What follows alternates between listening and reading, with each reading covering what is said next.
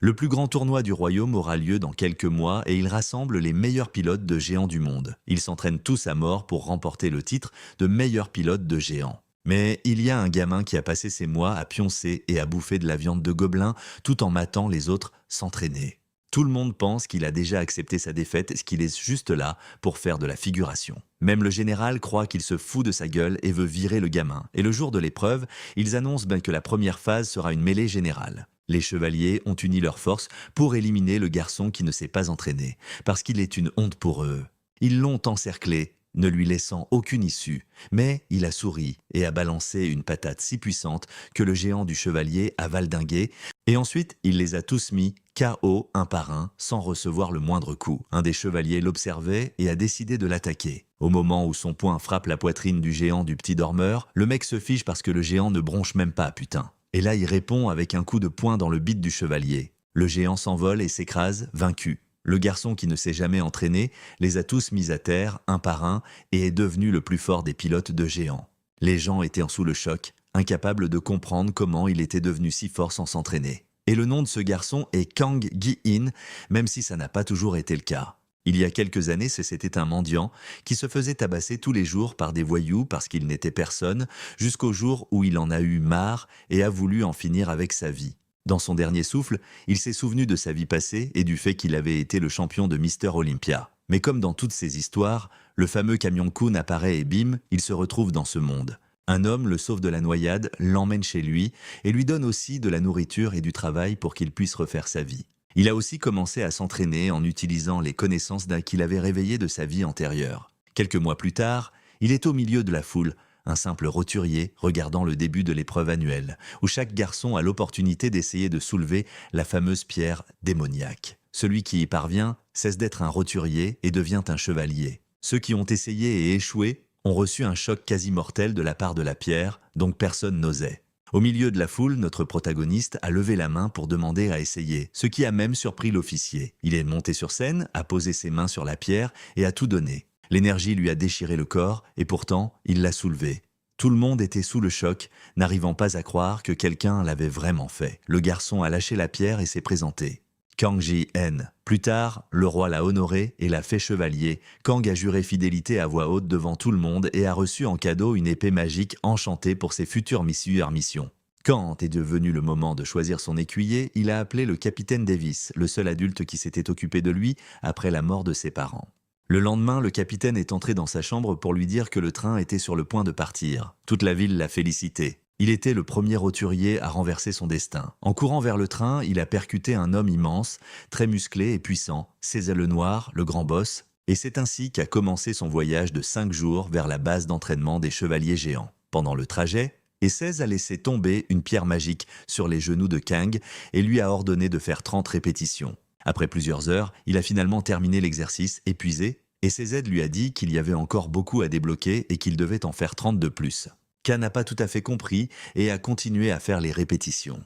À chaque répétition, il sentait ses muscles se déchirer jusqu'à ce que, soudainement, un flux d'énergie magique parcourt son corps, s'étendant dans chaque parcelle et améliorant même ses stats. Celle s'était abasourdie de le voir débloquer ce pouvoir avec seulement un jour d'entraînement. Le voyage se passait bien, mais ça n'allait pas durer. Le lendemain, David dit au garçon de faire attention à son endurance et d'arrêter de s'entraîner autant, mais il l'ignore. Dans ses pensées, le protagoniste se dit que la magie, autrefois semblable à un fil fin, s'est épaissie jusqu'à ressembler à une toile d'araignée. Il termine la dernière répétition et dit à l'homme que c'est le moment idéal pour s'entraîner. On découvre qu'à chaque fois que le gamin utilise la magie, ça consomme sa volonté. Ainsi, à mesure que cette volonté augmente, il devient plus facile de lancer de la magie dans une boucle sans fin.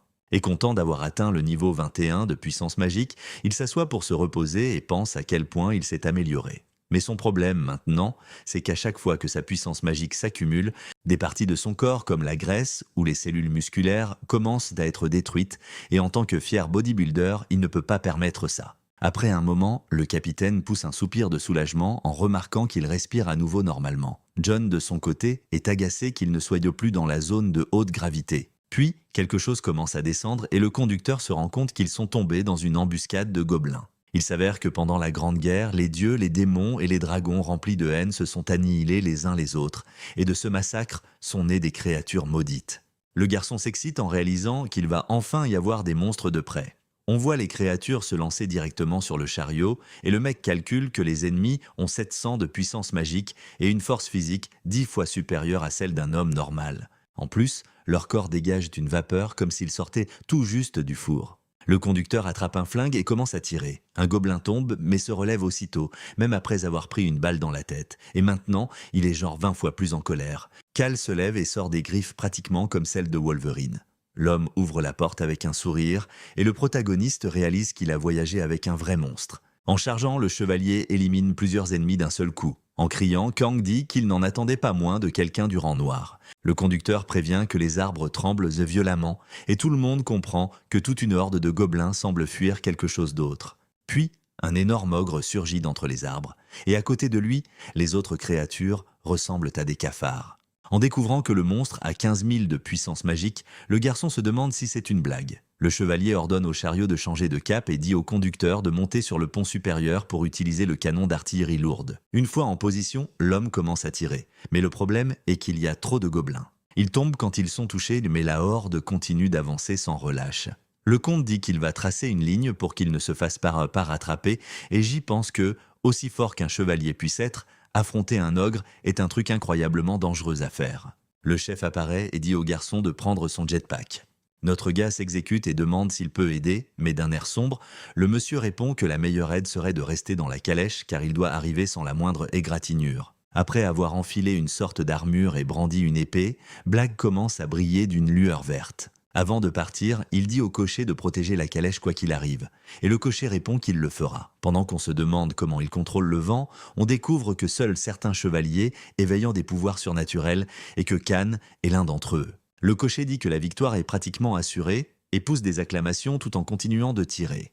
En volant, Celt réussit à s'approcher du monstre et après avoir atterri derrière lui, il lui ordonne de tomber en avant. Le monstre obéit et brandit sa massue en se retournant. De retour dans la calèche, le protagoniste et David sont bouche bée devant la vitesse du chef si rapide qu'ils n'arrivent même pas à le suivre du regard. Le chevalier combat plusieurs ennemis en même temps et les gobelins commencent à fuir. Surexcité, il dit que c'est maintenant que les choses sérieuses commencent. Le monstre attaque encore et encore, mais reçoit un coup dans la partie inférieure de la jambe. Comme rien ne se passe, Black s'inquiète, puis soudain le corps de l'adversaire commence à enfler et libère toute sa rage, augmentant sa vitesse de façon explosive. Après avoir esquivé quelques fois de plus, le chevalier est surpris et ça fait flipper tout le monde. On voit qu'un gobelin n'a pas fui et continue de poursuivre la calèche, et pris de panique, le cocher tire encore et encore, en hurlant de ne pas s'approcher, jusqu'à ce qu'enfin une balle l'atteigne en plein dans le mille. Bien que le monstre réussisse quand même à s'agripper au châssis du véhicule endommagé, faisant tomber le pistolet, l'homme commence à le frapper avec une hache depuis l'intérieur. Khan se dit que s'il ne bouge pas tout de suite, c'est foutu. Le cocher crie à l'aide et le protagoniste se précipite pour attraper son épée. Il se précipite. Voyant ce qui se passe, il décide de concentrer tout son pouvoir magique en un seul coup. On retrouve le chevalier qui a esquivé de justesse une attaque mortelle et qui crie que c'est maintenant à son tour de tout donner. Du feu commence à jaillir de l'arrière de son armure et le mec s'envole. Pendant ce temps, il continue de frapper le monstre à plusieurs endroits. Karl se revient en prévenant que ce n'est pas encore fini. Mais notre gars continue d'attaquer avec tout son mana, son épée brillant d'une lueur bleu vif et pointée droit sur le cou du gobelin. Le cocher hurle et essaie de s'éloigner du corps de la créature. Le plan du chevalier fonctionne et il réussit à empêcher le monstre de s'approcher davantage de la calèche. Quand ils retournent à la calèche, ils sont sur le cul de voir que le gamin a utilisé de l'énergie maudite et sourit comme un taré. John ne peut cacher à quel point il est excité d'avoir vidé tout son mana. À l'intérieur, le chef se bande la tête en pensant à quel point c'est bizarre qu'un bleu avec moins d'une semaine de contact avec une pierre maudite ait mis KO un gobelin et il se demande si c'est un génie. Notre gars se retourne et demande ce qu'ils vont faire du corps de la créature. L'homme, en remettant son chapeau, dit qu'il peut en faire ce qu'il veut, même le vendre au centre d'entraînement. Le protagoniste est halluciné d'apprendre que la chair du monstre ne pourrit pas et demande si ça veut dire qu'il peut la manger. En secouant la tête, le chevalier dit que la rumeur selon laquelle manger de la viande de monstre augmente l'énergie maudite est fausse car il a essayé une fois et ça lui a juste filé mal au bide. Malgré tout, le garçon dit que ça ira tout en pensant au côté pratique, il a une fenêtre d'information nutritionnelle. On voit que la viande de gobelin, entre autres, contient un ingrédient clé pour l'énergie maudite, une sorte de protéine. Essayant de ne pas s'inquiéter, le chef dit que ce n'est pas son problème si le gamin s'intoxique. Après avoir fait rôtir un morceau pour neutraliser les toxines, notre gars remarque que ça pue la mort. Mais se souvenant que dans sa vie passée, il ne buvait pas de shakers de protéines à cause du goût, il décide de la manger quand même. Retenant sa respiration et l'avalant d'une seule traite, David apparaît et demande « Mais qui bouffe de la viande de monstre, bordel ?» En riant, Black dit que le garçon a probablement l'impression de mâcher une semelle de botte sans savoir que Jean trouve ça délicieux en réalité. Après avoir fait rôtir 2 autres morceaux, il en propose au capitaine et au cocher, leur disant qu'il ne faut pas se fier uniquement à l'odeur. En se levant, le monsieur demande un morceau et dit qu'il va essayer, ce qui pousse les 2 autres à manger aussi. Quelques secondes plus tard, tout le monde reste sans voix. La viande a le goût de celle qu'on ne mange que pendant les festins. Dans sa tête, le chef pense qu'elle est si divine qu'elle semble être l'œuvre d'êtres célestes. Pendant qu'ils se régalent, le garçon leur demande de manger avec modération, parce qu'il n'y a plus rien à partager, même s'il a un seau plein juste à côté de lui. En criant, 16 dévoile enfin son nom et dit qu'à partir de maintenant, le gamin peut l'appeler comme ça. Ravi, il ajoute qu'il se fera un autre gobelin pour faire rôtir plus de viande quand ils arriveront au terrain d'entraînement. On voit les calèches traverser une zone un peu dangereuse à l'intérieur. Le protagoniste continue de s'entraîner, augmentant progressivement son énergie maudite chaque jour. Le chevalier le traite de monstre. Quand on lui demande s'il a dit ça, il le nie. Curieux, le garçon demande si, une fois la mission terminée, il retournera à son ancien poste d'aspirant chevalier géant, puisqu'il est de la classe noire. Après quelques minutes de silence, 16 admet qu'il a été viré parce que, pendant une mission, le royaume de Rogat leur a tendu une embuscade. Il a ignoré l'ordre de battre en retraite pour tenter de sauver un ami. Au final, personne n'a été sauvé et le géant a été détruit, donc le renvoi était inévitable. Il ajoute qu'on lui ait retiré son géant est aussi dévastateur que d'arracher les ailes d'un oiseau. Le garçon doit donc être extrêmement prudent et ne jamais répéter cette erreur. Alors que le monsieur s'éloignait, le garçon a ressenti une certaine nostalgie, mais il a décidé de l'ignorer et de continuer à s'entraîner cette nuit-là. Quand on lui pose la question, il répond qu'il est juste en train de s'étirer. David lui dit de s'habiller. Soudain, quelque chose attire leur attention et ils regardent par la fenêtre, la bouche grande ouverte.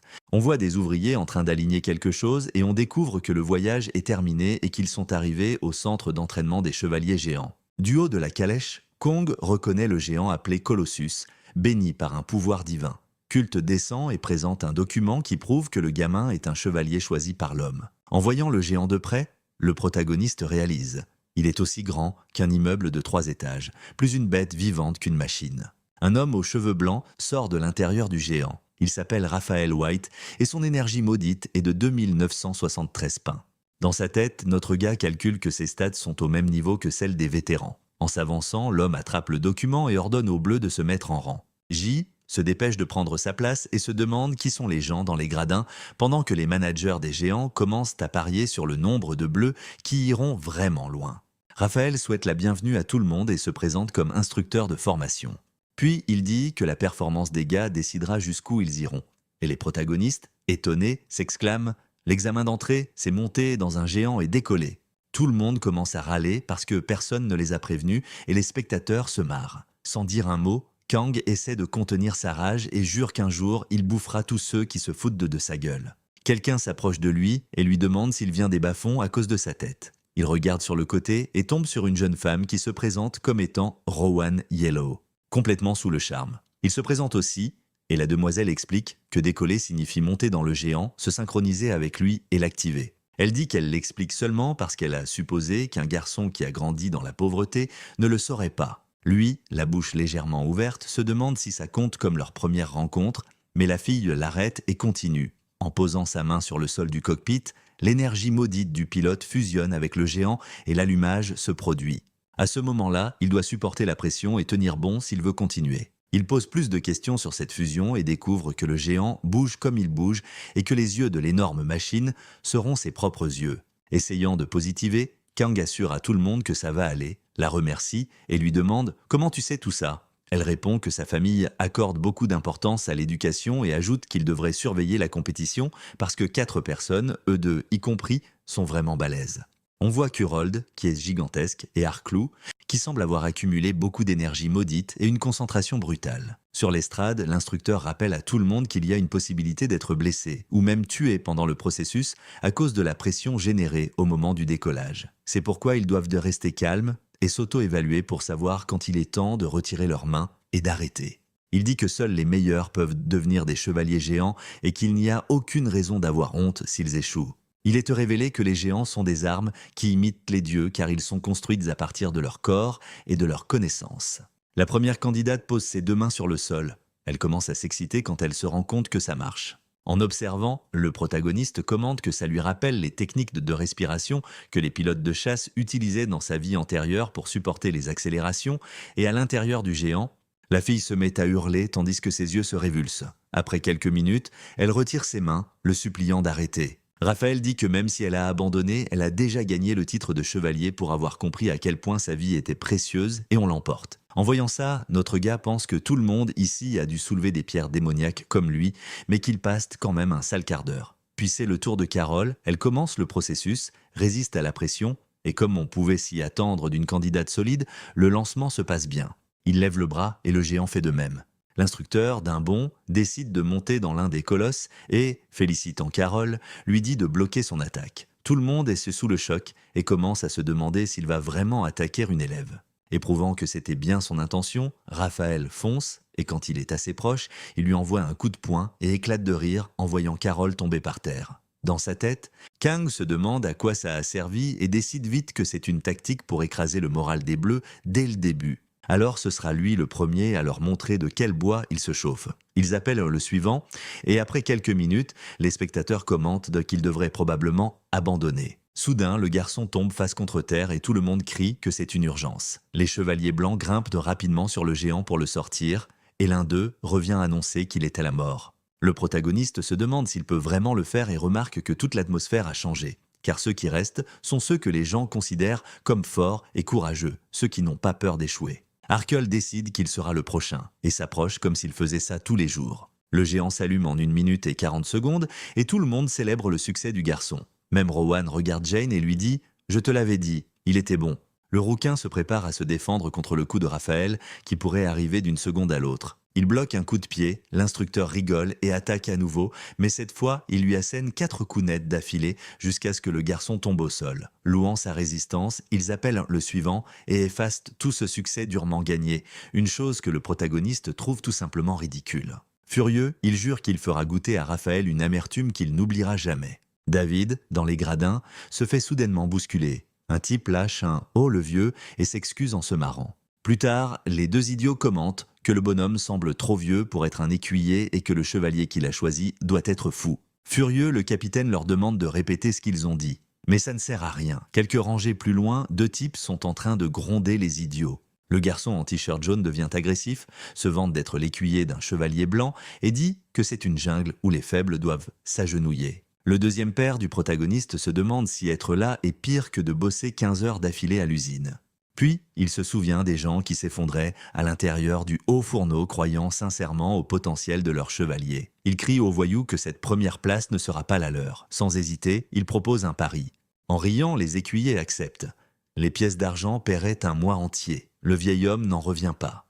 Comment peuvent-ils dépenser 5 pièces en un mois si c'est ce qu'il a économisé toute sa vie? Malgré tout, il décide de parier tout ce qu'il a en se souvenant à quel point le garçon a travaillé dur. Scène de loin.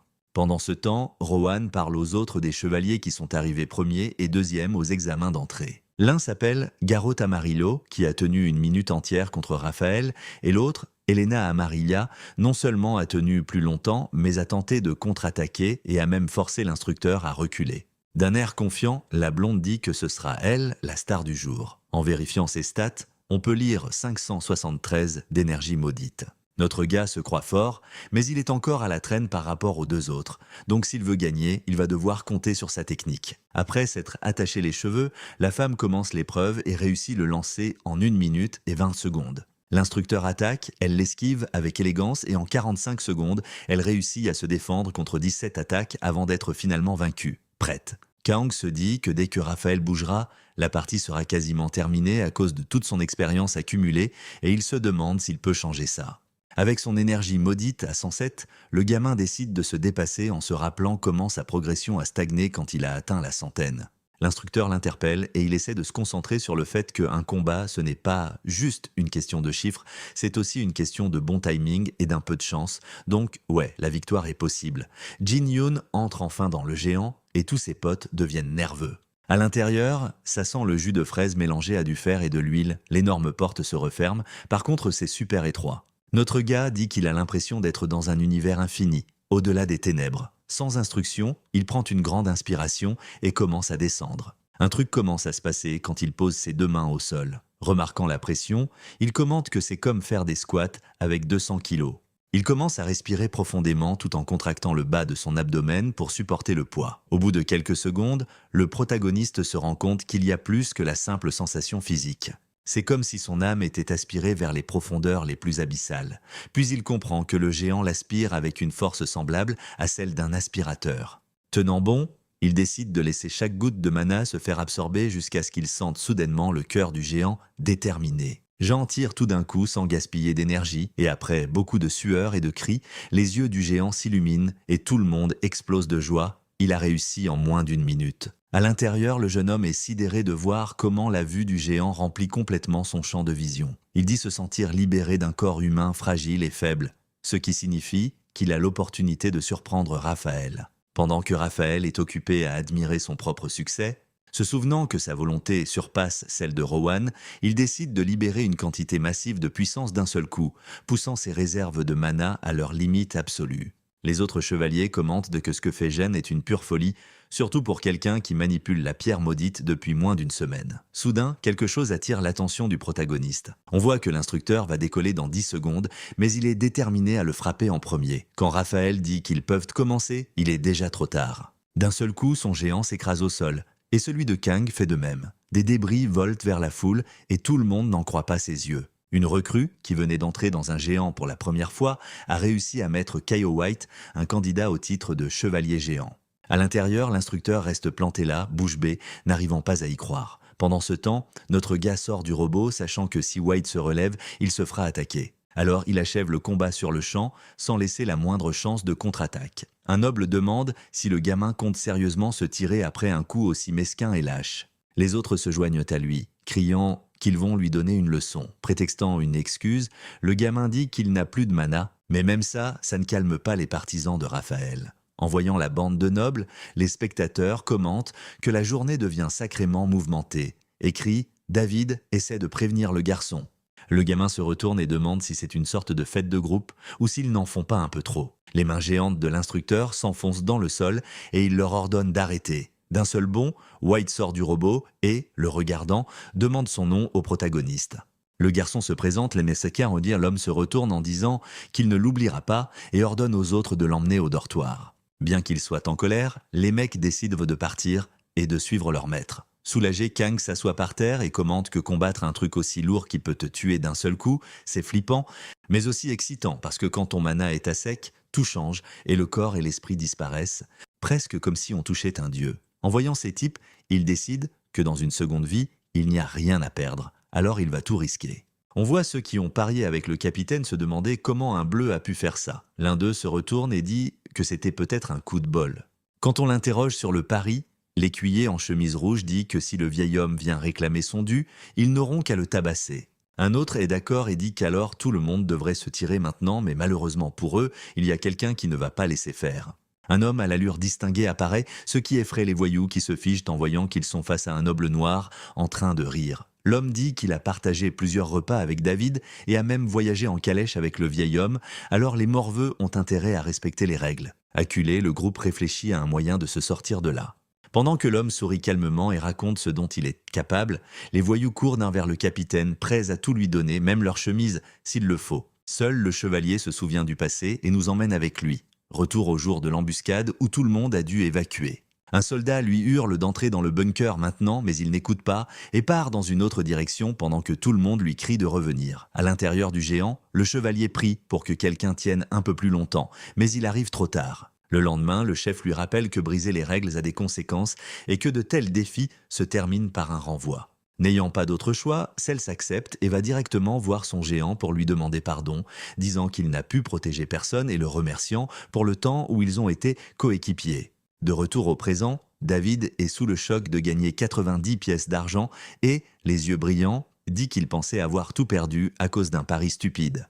Tien s'approche et demande d'où vient tout cet argent et qui étaient ces types qui partaient en souriant. Le vieil homme lui tend 45 pièces d'argent et fait remarquer que les nobles ont l'habitude de se balader avec de l'argent plein les poches.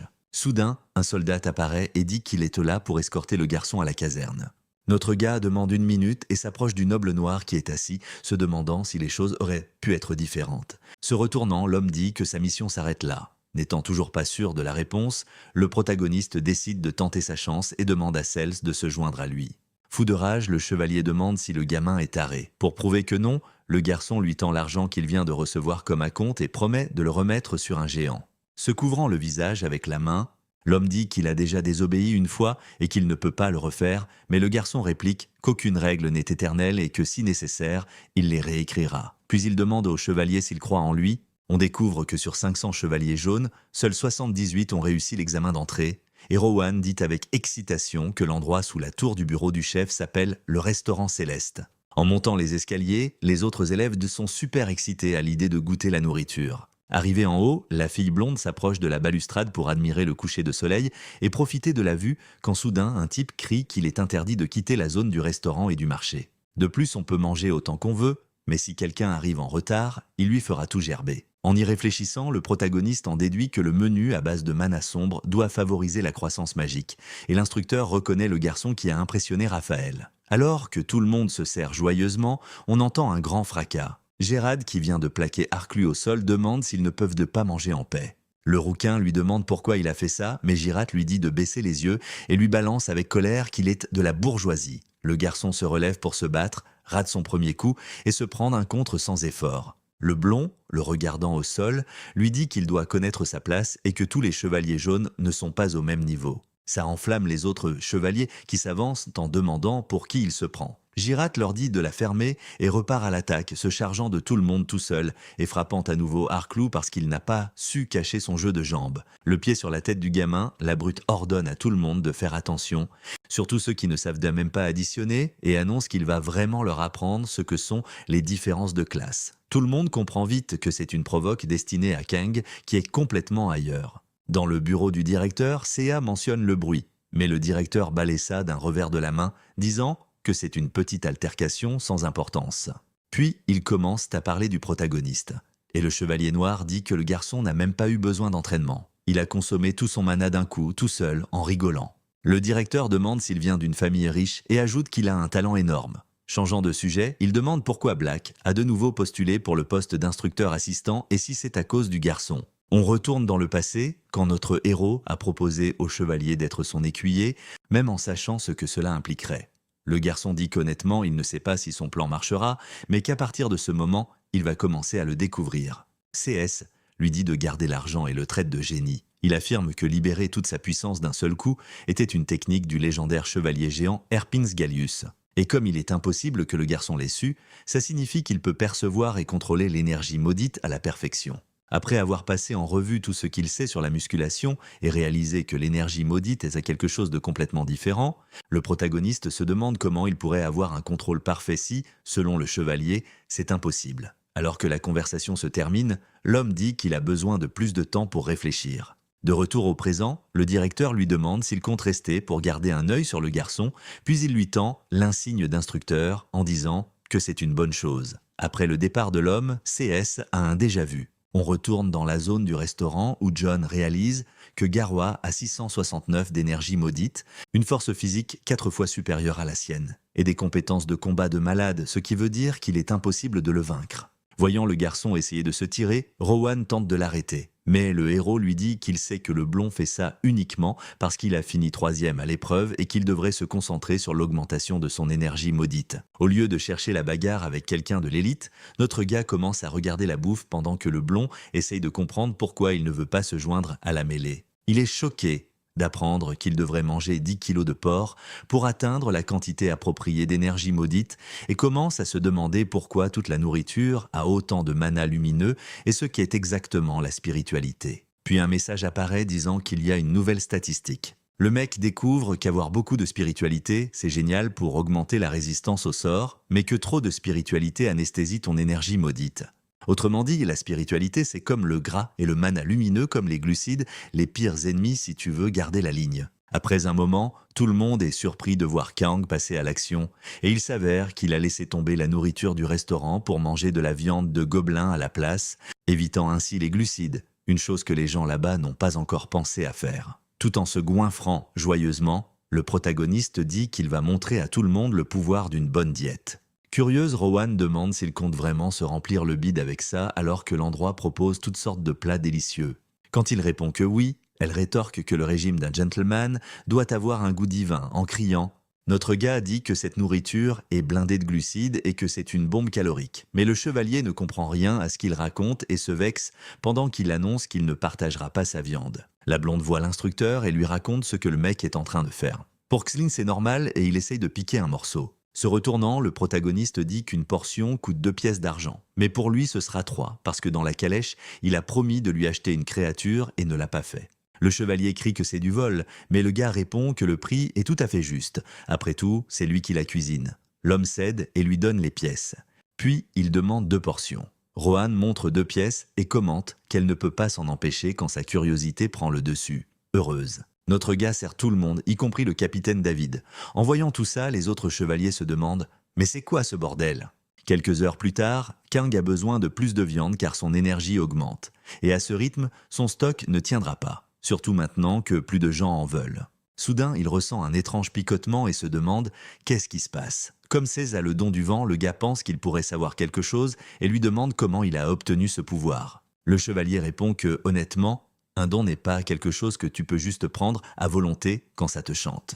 Curieux, notre gars demande si ça aurait pu être le feu ou l'eau à la place, mais l'homme lui répond que non parce que le don s'aligne avec le désir enfoui au plus profond de ton subconscient. Et lui, il adore les jours de vent depuis qu'il était gamin. Le gars commence à réfléchir à son propre désir, qui grandit et se renforce jusqu'à ce qu'il réalise enfin le rêve qu'il n'a pas pu accomplir dans sa vie passée. Black explique qu'on peut améliorer la forme de son don.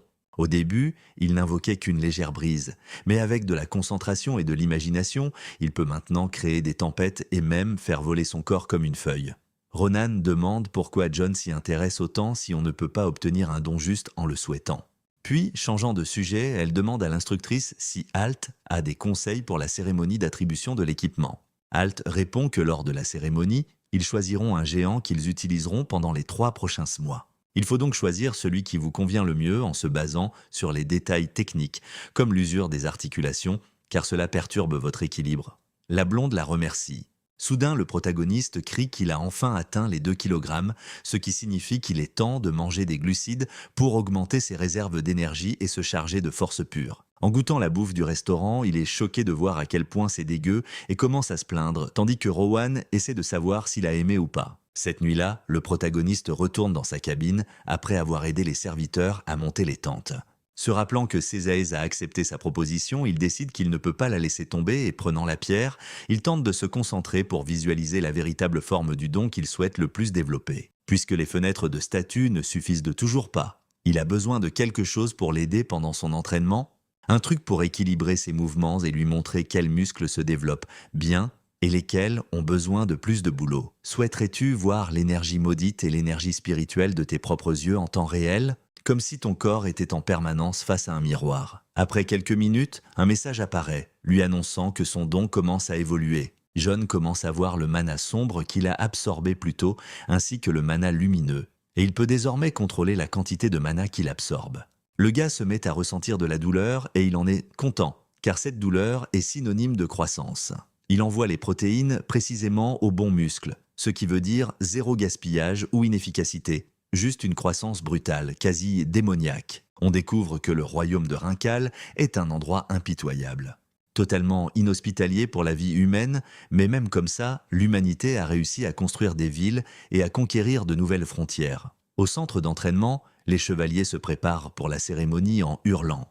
Le baron Arumbatio se présente comme le commandant et annonce qu'il y a plus de 300 géants sur place. Alors, même si c'est seulement pour 3 mois, tout le monde doit se souvenir que ces géants ont été construits avec des pièces de seconde main, ce qui signifie qu'ils sont moins performants que ceux utilisés sur le champ de bataille. Malgré tout, la qualité de ces géants varie grandement, et lorsque les pièces s'assemblent à la perfection, on se retrouve avec une pure bête de machine. Cha se dit que le type abuse un peu. Et le directeur explique que cette cérémonie est l'occasion de trouver le géant qui correspond le mieux à leur mana. C'est Elena qui passe la première, car elle a terminé première à l'examen d'entrée. Voyo la prévient de bien choisir. Les 3 premiers vont passer l'un après l'autre, et elle s'arrête devant un géant pour l'examiner de près. Sur le côté, Le commandant dit à Black qu'elle est un meilleur que Garou, même si personne n'a jamais entendu parler d'elle, et il l'assure qu'elle choisira sans aucun doute le meilleur géant d'entraînement. Au bout d'un moment, Elena atteint le 10e lancement et surprend tout le monde en choisissant un géant bien proportionné et au blindage efficace. À l'intérieur, elle sourit pendant que tout le monde commente que cette machine surpasse de loin les 10 précédentes. Quand elle sort en se la pétant un peu, c'est au tour de John, qui est devenu une sorte de bête de foire, car tous les chevaliers épient ses moindres mouvements. Sachant qu'il ne pourra pas faire mieux que la fille, et qu'il n'aura droit qu'à 2 ou 3 lancements, il se met en marche. Kultz se demande pourquoi le gars se balade sans but précis, tandis que les autres sont irrités par sa lenteur. On découvre alors que le protagoniste teste quel mana de géant résonne avec le sien. Plus le son de démarrage est puissant, plus son mana résonne. Il lui suffit de trouver celui qui le déclenche le plus. Haroun se demande pourquoi le gars s'est mis à courir d'un coup, et là on voit tous les chevaliers détaler à sa suite, en essayant de le rattraper, jusqu'à ce que notre gars s'arrête enfin devant le géant qui fait danser son mana. Bien qu'il soit fait de pièces banales, le rassemblage est parfait, ce qui fait de la machine un véritable chef-d'œuvre. Alors qu'il lance la procédure de démarrage, il réalise que le son est complètement différent, et tout le monde est sur le cul se demandant comment c'est possible. En descendant du géant, le protagoniste hurle que celui-là c'est le sien, et il cherche ses aides du regard en se disant qu'il est un peu plus proche de son but. Le commandant appelle Raphaël et lui ordonne de pousser le gars dans ses derniers retranchements à l'entraînement jusqu'à ce qu'il craque, parce qu'il doit savoir si c'était un coup de bol ou s'ils tiennent un véritable monstre. L'instructeur, tout sourire, dit qu'il attendait ça depuis un moment, et voilà. En examinant les données du géant, Jem conclut qu'une fois qu'il le lancera, il deviendra une extension de son corps. Et il se demande si ses camarades ressentiront autant de puissance que lui. On voit les chevaliers en train d'observer les réparations. Une femme descend du géant du protagoniste et lui demande s'il est le petit chanceux qui va piloter cet engin. Elle s'appelle Ren et elle est à la tête de l'équipe de maintenance des unités 1 à 10.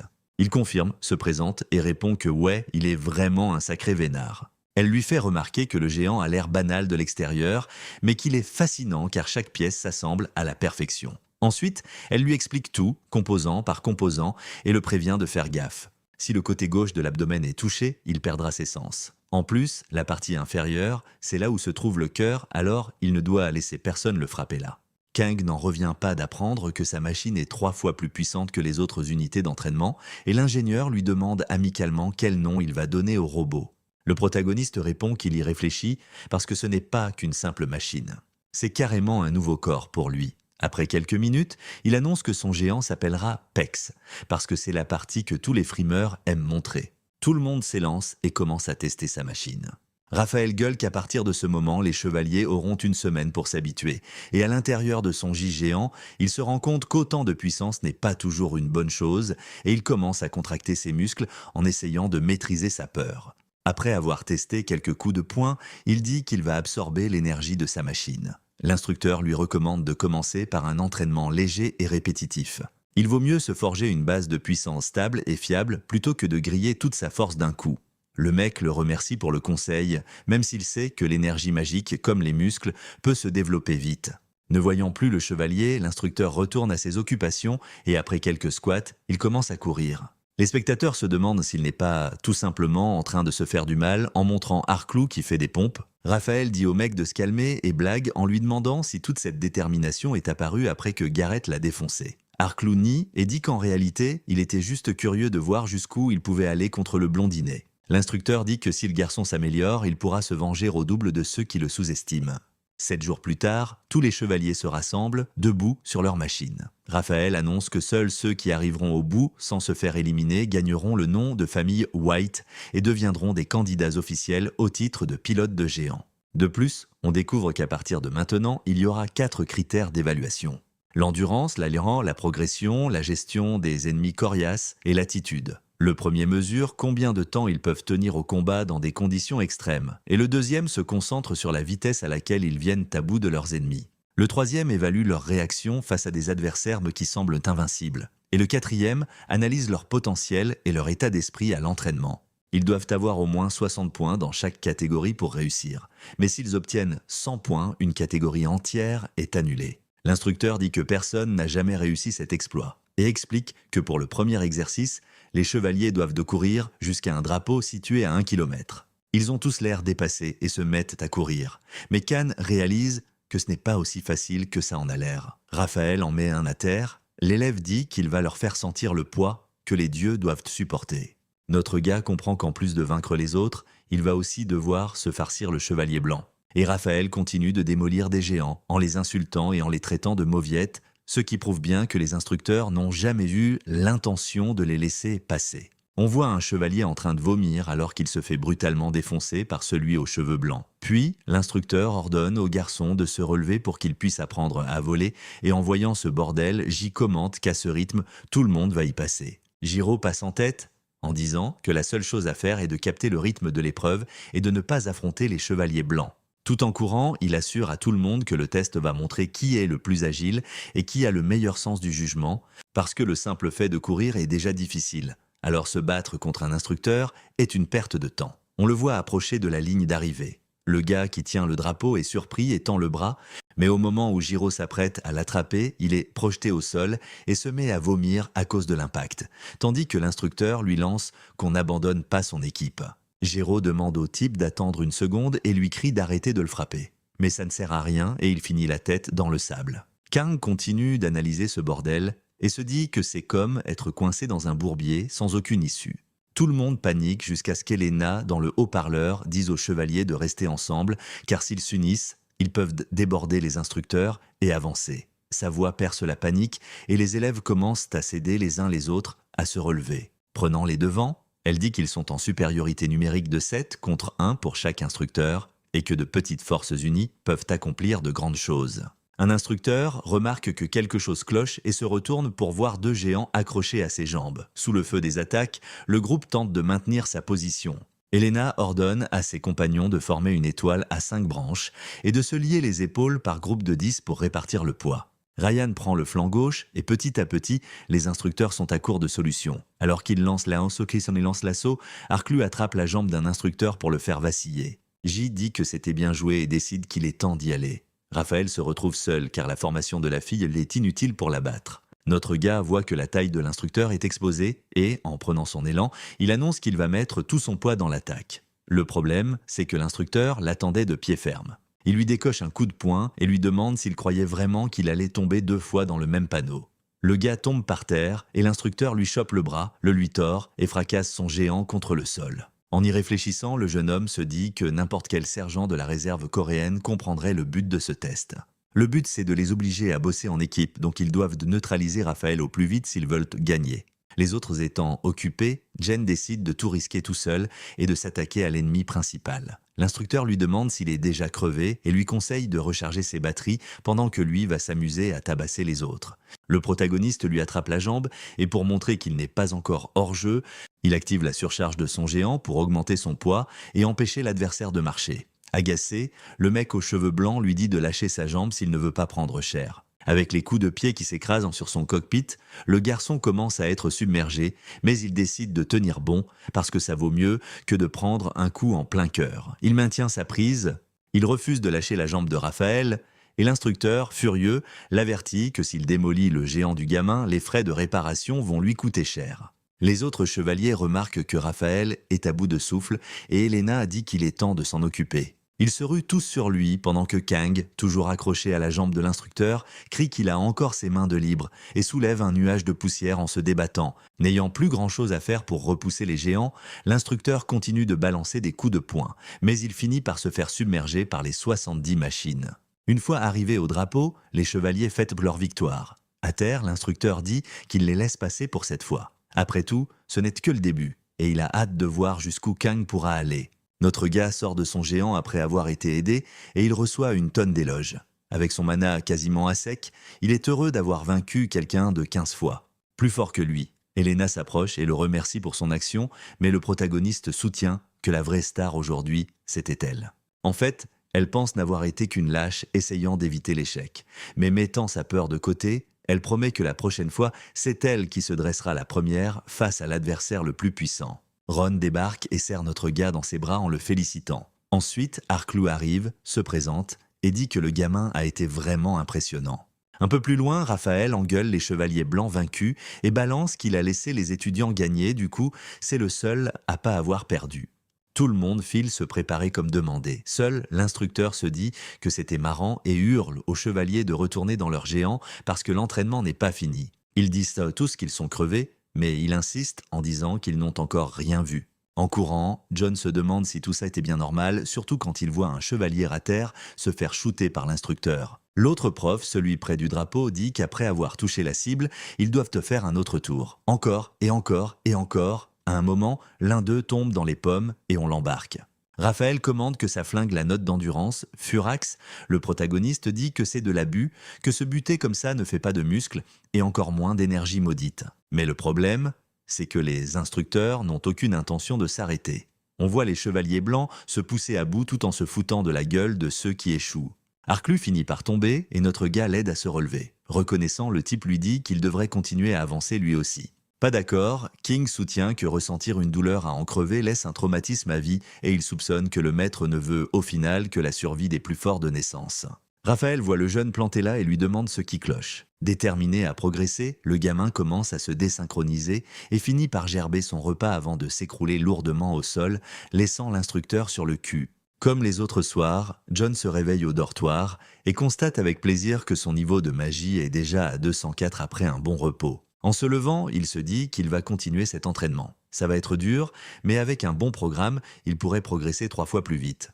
Che entre dans la pièce, demande pourquoi le gamin se marre et lui rappelle qu'il lui avait demandé de le surprendre. Pour ne pas lui faire une peur bleue, le protagoniste dit qu'il y a une raison à tout ça et quand on lui demande s'il retourne s'entraîner, il répond qu'en fait il va manger et dormir. Donc si quelqu'un veut de la viande de gobelin, qu'il me suive. 2 semaines plus tard, David demande à quoi le gamin est en train de penser. En le voyant bouffer comme ça, sous le regard de tout le monde, Kung lui dit d'arrêter de se prendre la tête et de manger aussi, parce qu'en tant qu'écuyer, il lui faut un minimum de skills en combat. En regardant ses compagnons s'entraîner, le gamin se dit que les instructeurs enseignent tout à l'envers et se demande s'il doit la jouer sécu ou risquer de pousser son énergie maudite à la limite. Se répondant à lui-même, il déclare que la seule chose dont il a vraiment besoin, c'est de bouffer pour prendre du muscle et de l'énergie. Les chevaliers finissent l'entraînement et, en voyant le protagoniste, lui demandent s'il retourne se reposer. Puis ils ajoutent que ce serait mieux qu'il se casse, et Garo kiffe grave d'entendre ça. Dans son bureau, Haroun fait remarquer que Gun est passé de génie à feignasse du jour au lendemain. Ce soir-là, le gamin apprend à David comment tenir une pierre d'énergie et faire des squats. Puis, il commence sa technique de respiration pour renforcer la pression intra-abdominale et faciliter la levée des charges, ainsi que pour entraîner la zone autour du centre de l'énergie maudite, qui est à la base de tout. Har entre dans la pièce et demande « Mais putain, qu'est-ce qu'il fabrique ?» Puis, il annonce qu'ils viennent de publier le planning des évaluations personnelles. Quiconque ne s'y conforme pas sera viré sur le champ. Le gamin s'en fout royalement et continue de bosser son gainage. Dans son bureau, Haroun demande à Raphaël ce qu'il pense de cette mission. Raphaël dit que la plupart des instructeurs sont convaincus que les cadets vont se planter en beauté. Mais en parlant de Kang, il dit qu'il n'imagine personne capable de le battre. Haroun répond que c'est bien ça, le problème. Il a capté que le gamin séchait l'entraînement exprès, comme pour lui rire au nez, et qu'il ne pouvait pas laisser passer ça. C'est pour ça qu'il songe à le virer, surtout que ses perfs ont chuté de manière significative. En se retournant, il demande à Xe ce qu'elle en pense. Xe dit au directeur de faire ce qui lui semble le mieux, ce qui laisse Haroun surpris, mais elle ajoute qu'elle ne pense pas que le garçon soit une feignasse juste pour le plaisir. Haroun interprète ça comme le fait qu'il a encore quelque chose à prouver. De retour sur le terrain d'entraînement, le type aux cheveux blancs annonce que pour cette manche, les 78 chevaliers se battront en même temps et que 14 seront éliminés. Ensuite, les survivants seront divisés en 2 groupes pour un test d'endurance façon tournoi. Les règles sont simples. Si le dos de votre géant touche le sol, vous êtes éliminé. Il est permis de s'allier contre quelqu'un, mais battre un adversaire en 1 contre 1 rapporte des points supplémentaires. Et si un cadet n'est pas satisfait de sa note, il peut demander un duel d'endurance en 1 contre 1 avec un instructeur. Au signal, tout le monde se met en position en ligne. Quelqu'un demande à notre gars ce qu'il compte faire pour gagner et l'assure qu'il ne passera même pas la première manche. Vu qu'il s'est reposé pendant que les autres s'entraînaient dur, ils estiment qu'il est juste de s'allier pour l'éliminer. Les chevaliers sont d'accord et disent qu'un mec comme ça nuit à l'équipe. Prenant une grande inspiration, notre gars se dit qu'il est prêt. Il s'attendait à de la haine et de l'hostilité. Ouvrant un canal privé, Rowan admet qu'elle sait qu'il a confiance en ses méthodes, mais qu'à ce rythme, il se fera éliminer dès la première manche, donc il ferait mieux de se battre ensemble. Souriant, le protagoniste répond que ça la mettrait en danger elle aussi.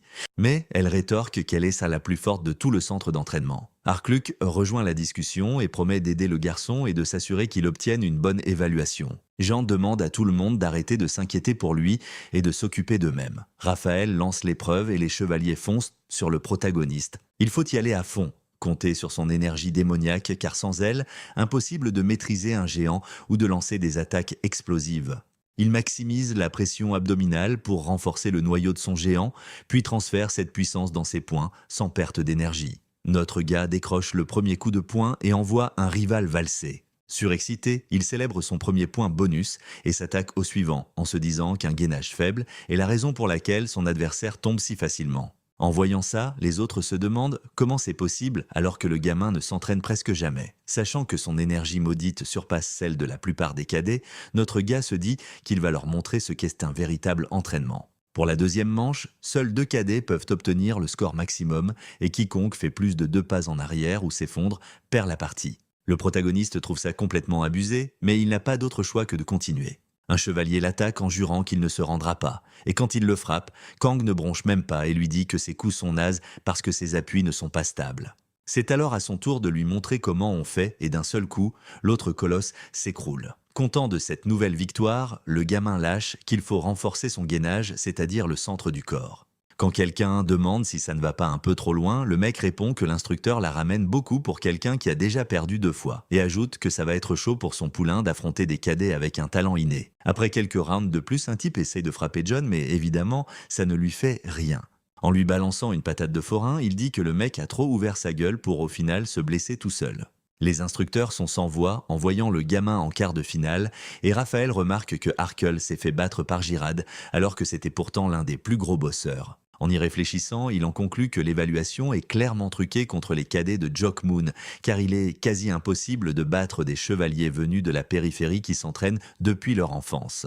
Soudain, il voit Kong se battre contre un lutteur et pige qu'il utilise des capacités bestiales pour blinder sa défense. Il doit juste trouver un moyen de faire pareil en tant que cadet. C'est là que Raphaël se souvient que le gamin n'a pas suivi le programme et il a un déclic attaquant son rival. Le garçon gagne à nouveau et l'instructeur finit par admettre qu'il peut faire tout ça, justement parce qu'il n'a pas suivi le programme. Elena a atteint la finale de groupe contre Rowan.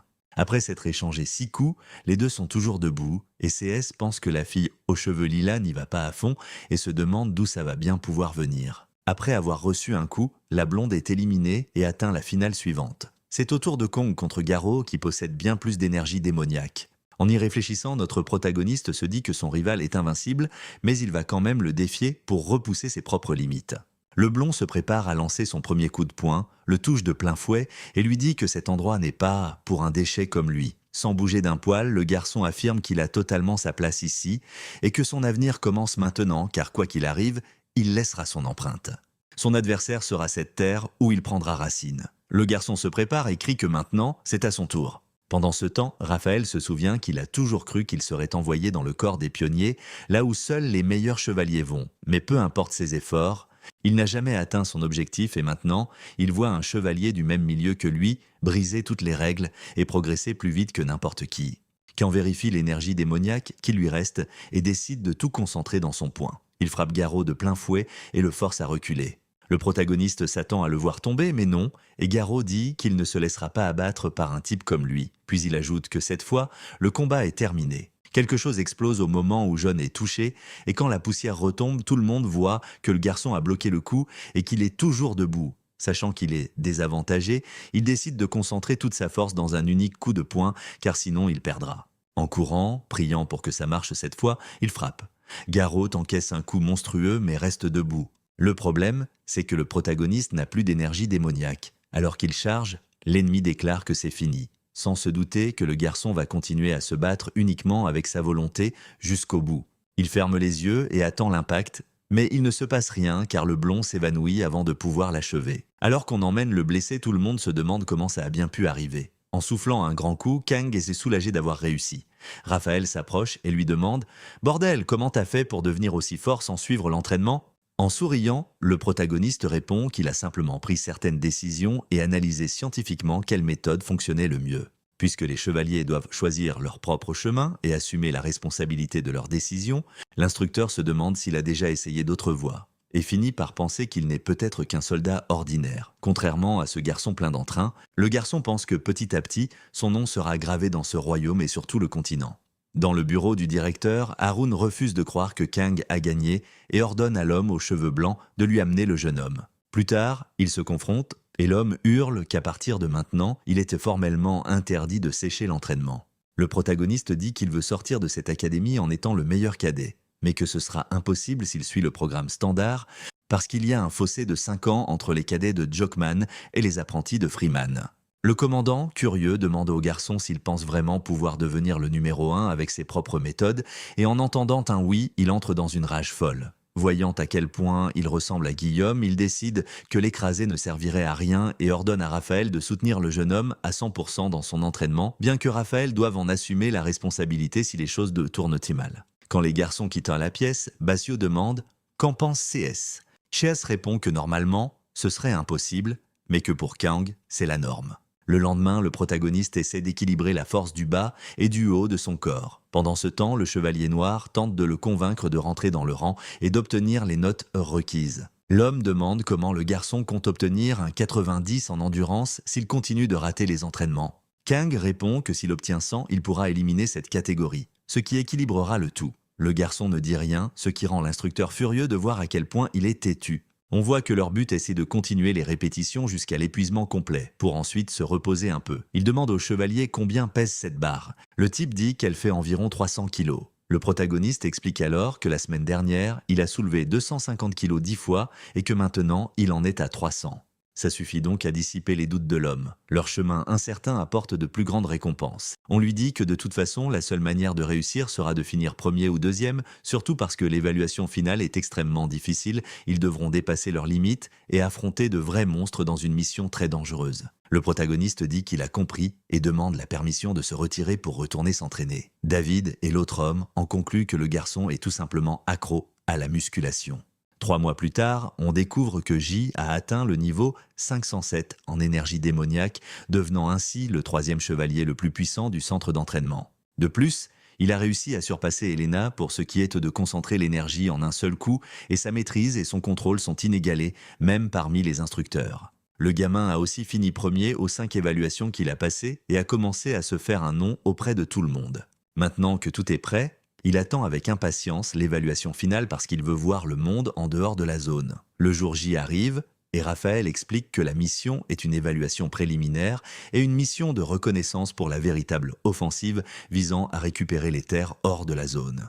Ils vont donc devoir détruire des noyaux pour éliminer les anomalies. On voit les chevaliers se diriger vers la forêt des bêtes où les anomalies sont plus légères, des arbres tordus et quelques monstres. Mais plus ils s'approchent du centre et de l'arbre au fond de la forêt où le noyau pourrait se trouver, plus ils tomberont sur des créatures. Du coup, ils doivent avancer lentement vers l'intérieur en nettoyant d'abord le périmètre extérieur. Tous les combats seront enregistrés par le géant et plus tu butes de monstres, plus ton score sera élevé.